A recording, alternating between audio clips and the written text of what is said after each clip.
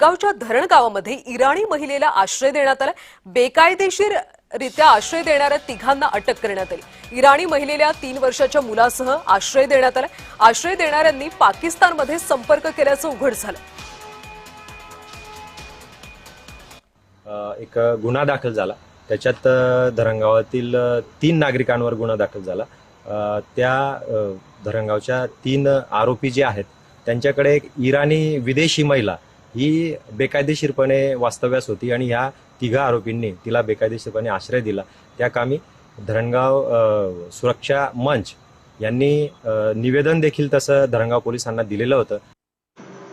धरणगाव शहरातील कुरेशी मोहल्ला येथील कुरेशी शेख रफिक शेख मुसा व शेख अहमद रजा शेख मुसा यांच्या घरी इराणी महिला नामे फन्नाज हमीद रेजा मसाईद ही व तिचा मुलगा मागील 1 वर्षापासून राहत असल्याबाबत माहिती मिळाल्यावरून आपण त्यांना विचारपूस केली आणि सदर महिलेबाबतच्या इराणी व्हिसा किंवा पासपोर्ट असल्याबाबत खात्री केली असता तिचा व्हिसा हा दिनांक 2022 मध्येच संपल्याच्या संपुष्टात आल्याचे आपल्याला निदर्शनास आले।